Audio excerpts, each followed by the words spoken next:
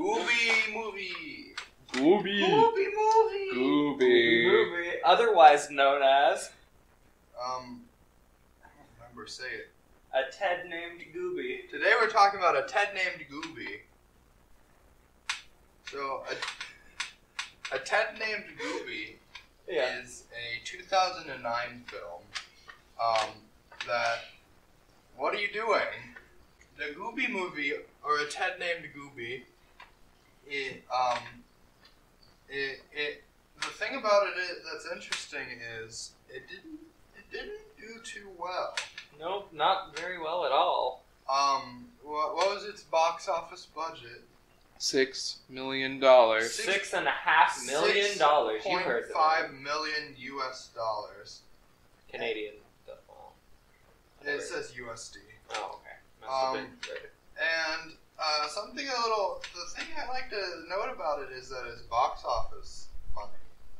The money it made for box office. Tell us about box office. It grossed $3,000. $3,234. Mandy was gonna have Mr. Beowulf was gonna have me say that, Mandy, but okay, go ahead. Okay, go ahead and sulk, Mr. Biffin. We forgot to introduce ourselves. We'll have to film that in the end of the I'm Tucker Biffin. Hello. It got a 20% score on Rotten Tomatoes and a 3.5 out of 10 on IMDb. Out of Tim? Out of 10. Yeah. And little known fact, Robbie Coltrane, who played Hagrid, Rubius Hagrid from the Harry Potter series, in fact, voice acted Gooby in the Gooby Movie, otherwise known as A Ted Named Gooby.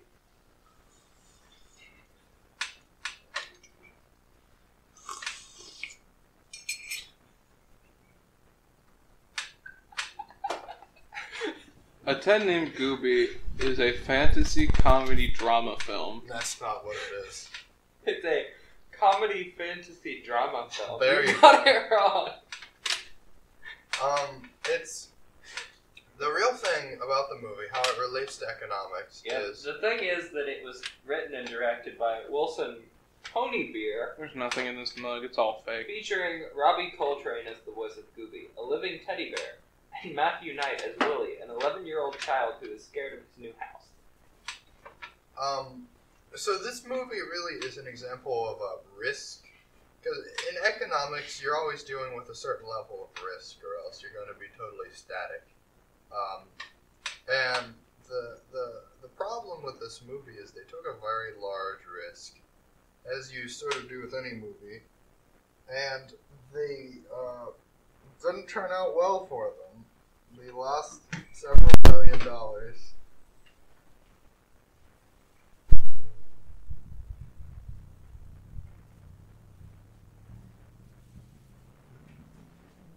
What's that you got there? You got a cake? I got a cake. I got a cake, guys. Liberate Hong Kong. Lift it into the sky. Jacob, you're getting too political.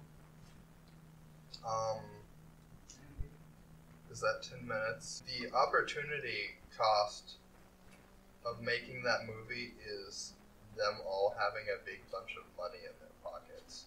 They could have made a different movie or a better movie. The opportunity benefit of making that movie was the potential for it to be good, but it wasn't good. So, sometimes you have to realize when to call it in economics, and you have to know when to fold. You have to know when to fold them. And when to hold them. So, essentially what I'm saying is that although economics requires you to take risks, you have to weigh your risks. I think what Beowulf is trying to say is the Gooby Movie is a really prestigious film. Most people don't get it, and that's why it did so badly at the box office, but it's really an artistic masterpiece. Indeed. Like,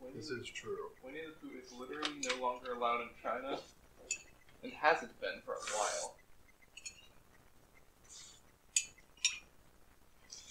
Tucker Biffin. That's you. That's you. I can put an image on screen. We're not cavemen. Now you've got the lighting all mixed up. It had to recalibrate. Ah!